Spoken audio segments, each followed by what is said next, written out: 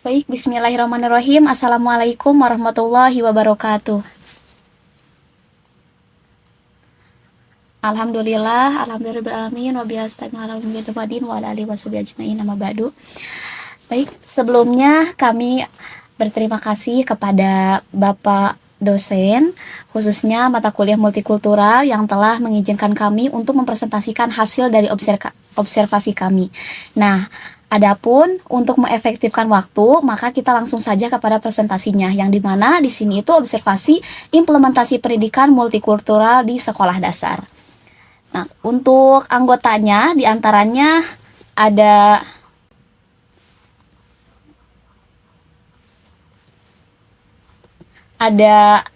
Nabila Oktavia, selanjutnya ada Afzianisa Saihan, dan juga ada Novia Keisha, serta ada Fahru Rozi. Nah, selanjutnya di sini ada latar belakang. Nah, di sini langsung saja ya. Di sini saya akan menjelaskan mengenai latar belakang terlebih dahulu. Yang dimana di sini pendidikan itu merupakan salah satu sarana utama dalam membentuk karakter dan kepribadian peserta didik.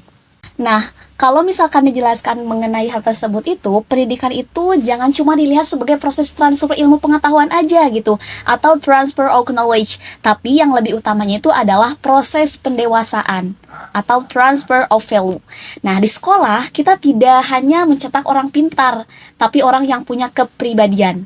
Ibaratnya ilmu tanpa karakter itu berbahaya gitu. Maksudnya, sedangkan karakter tanpa ilmu itu lumpuh. Jadi, sekolah punya tanggung jawab moral untuk memastikan peserta didik menjadi individu yang beretika.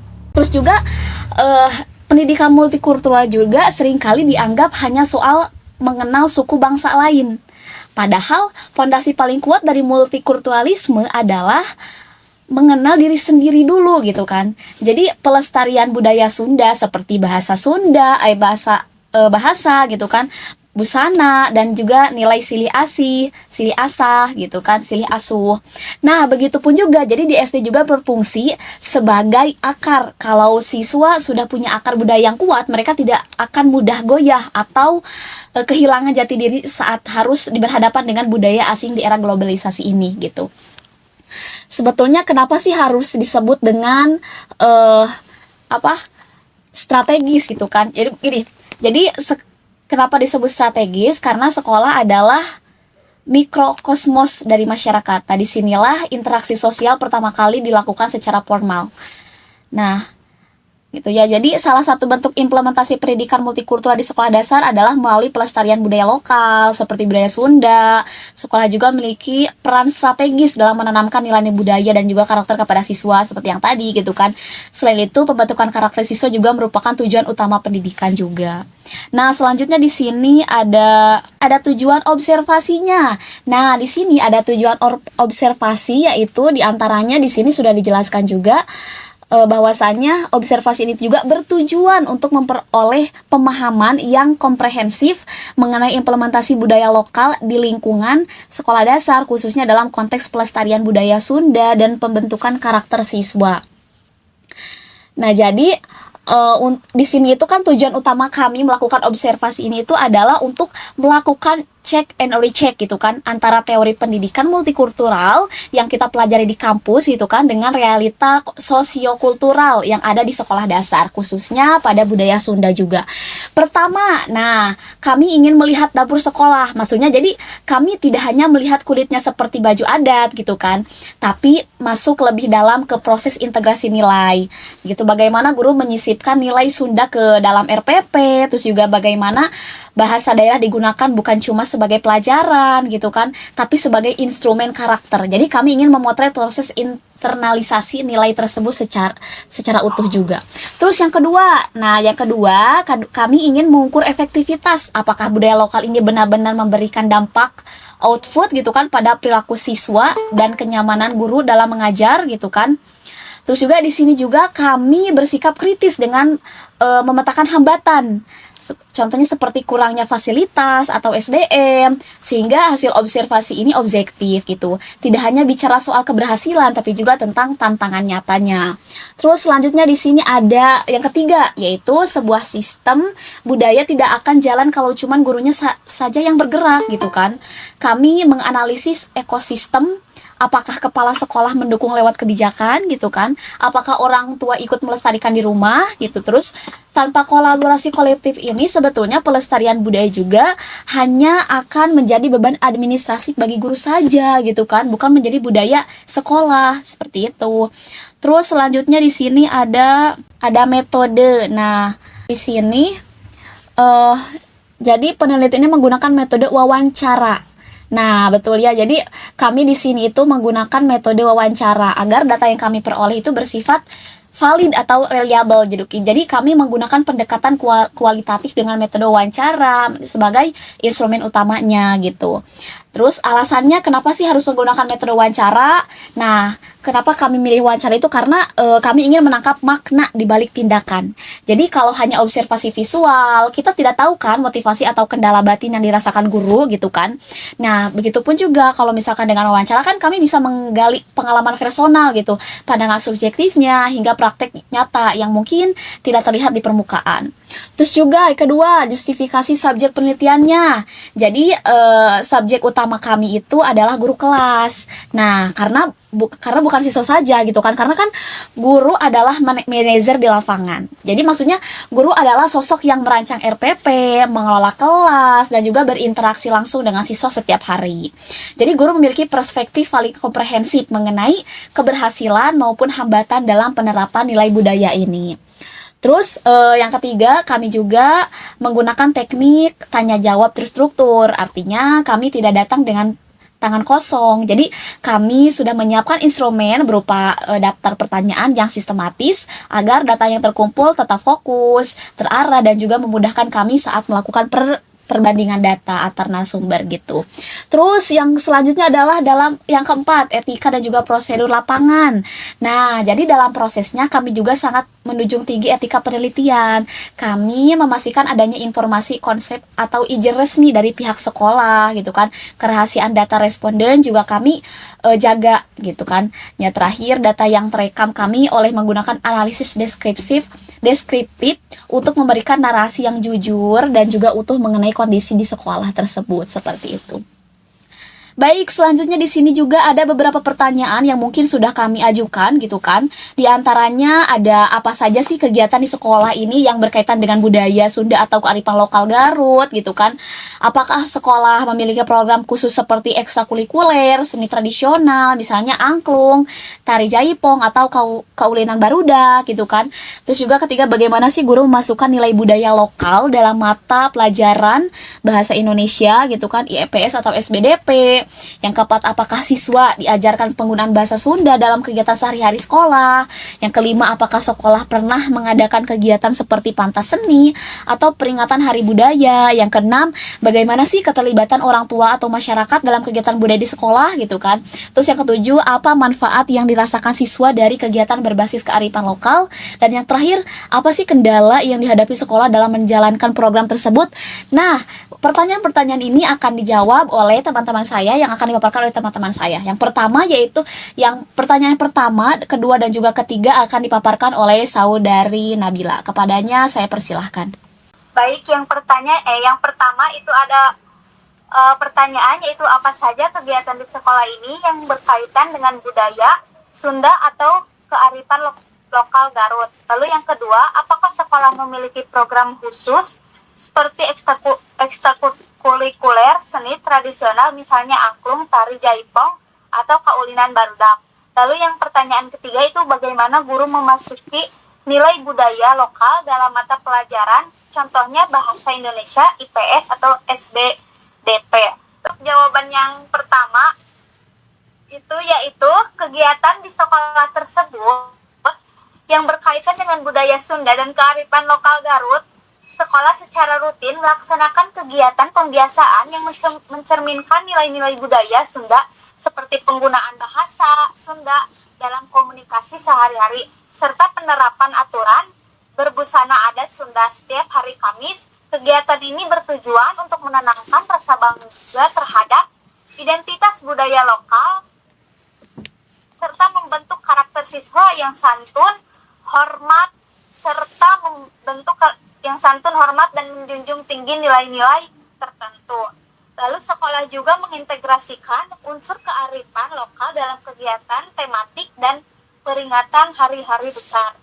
Lalu jawaban soal nomor 2 yaitu program khusus di sekolah tersebut seperti ekskulnya yaitu seni tradisional sekolah pada dasarnya pernah memiliki program ekskul yang berfokus pada seni tradisional seperti seni musik, angklung, tari jaipong, serta permainan tradisional yaitu kaulinan barudak. Namun program tersebut saat ini sudah tidak berjalan secara aktif.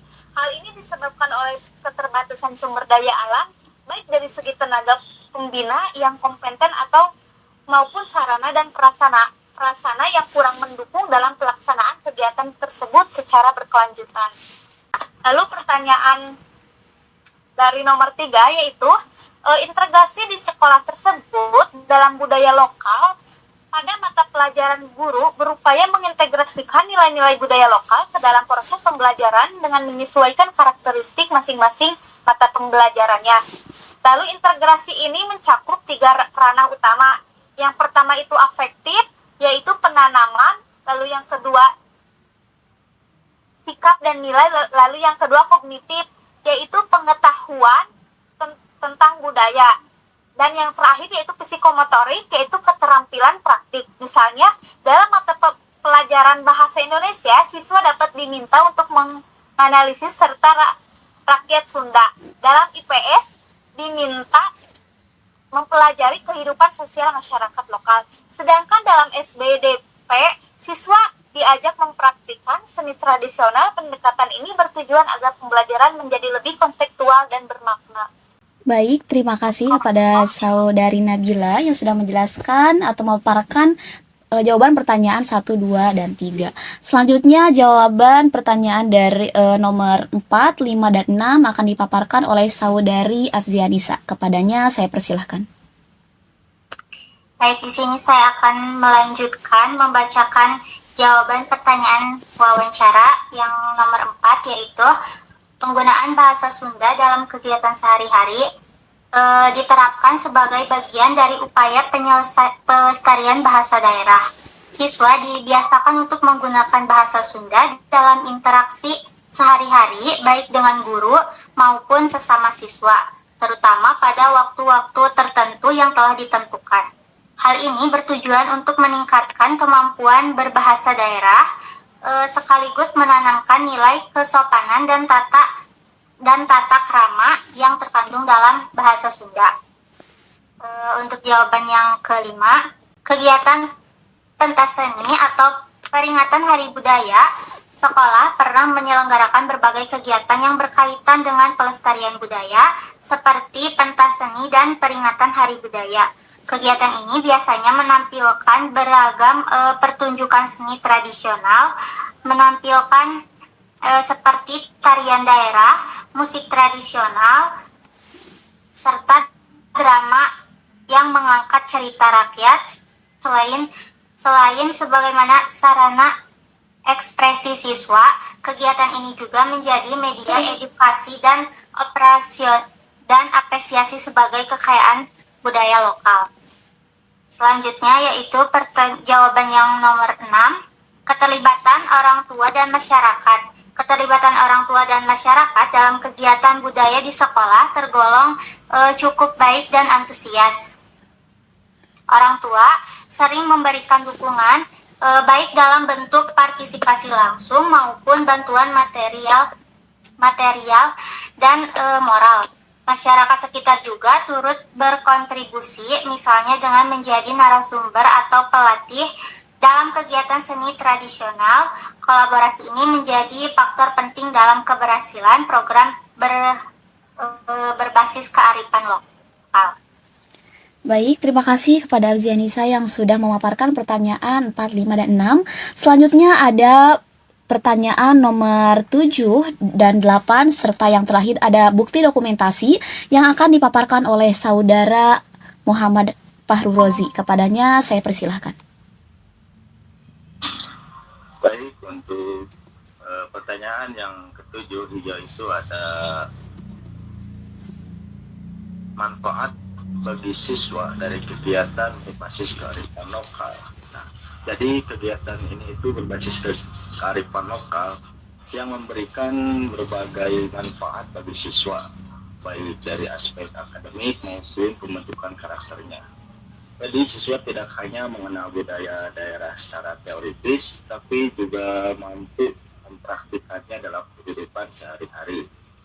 Selain itu, kegiatan ini juga membantu membentuk identitas diri siswa yang selaras dengan lingkungan sosial dan budaya tempat mereka tinggal, serta menumbuhkan rasa cinta tanah air, sikap toleransi, dan kepedulian terhadap pelestarian budayanya. Untuk pertanyaan yang ke-8 itu ada kendala dalam pelaksanaan program sekolah, menghadapi beberapa kendala. Nah, jadi sekolah itu menghadapi beberapa kendala dalam melakukan program berbasis kearifan lokal ini. Faktor utama dalam kondisi geografis yang kurang mendukung, seperti akses jalan yang sulit untuk, jadi keterbatasan transportasi. Sekolahnya itu terpencil dan sehingga menyulitkan mobilitas dan koordinasi dengan pihak luar. Selain itu juga kurangnya tenaga ahli atau pembina di bidang ini dan budaya juga menjadi hambatan. Nah, jadi minimnya itu dukungan dari pihak tertentu, khususnya dalam pelayanan pendidikan di tingkat sekolah dasar, turut mempengaruhi keberlangsungan program secara optimal. Nah, selanjutnya ada dokumentasi yang dipotret di sekolah. Sini anak-anak terlihat seperti sedang bermain. Itu permainan yang disebut sondah kalau menurut orang Sunda. Baik, terima kasih kepada saudara Muhammad Fahru Rozi yang sudah memaparkan pertanyaan 7, 8, dan dokumentasi. Nah, adapun untuk presentasinya mungkin dicukupkan sekian dan izinkan kami untuk membacakan kesimpulannya terlebih dahulu. Nah, kesimpulannya adalah implementasi pendidikan multikultural berbasis kearifan lokal Sunda di sekolah dasar merupakan strategi krusial dalam membentuk karakter siswa yang beridentitas kuat, toleran, dan juga berakhlak mulia di tengah arus globalisasi. Meskipun nilai-nilai tradisi seperti penggunaan bahasa daerah dan busana adat telah terintegrasi dengan baik dalam pembiasaan harian dan materi pembelajaran keberlanjutan, program khusus seperti ekstrakurikuler, seni masih menghadapi tantangan besar akibat keterbatasan tenaga ahli dan juga kendala geografis yang sulit seperti tadi yang sudah dijelaskan juga. Nah, oleh karena itu diperlukan strategi sinergi yang lebih terstruktur antara pihak sekolah, masyarakat, dan instansi pendidikan terkait untuk memastikan bahwa pelestarian budaya lokal tidak hanya menjadi rutinitas terformalitas, tetapi menjadi fondasi karakter yang berkelanjutan bagi peserta didik. Nah, alhamdulillah presentasi sudah di penghujung acara. Untuk penutupannya, maka kita ucapkan alhamdulillah bersama-sama. Alhamdulillahirabbil alamin. Terima kasih. Wassalamualaikum warahmatullahi wabarakatuh. Salam. Waalaikumsalam warahmatullahi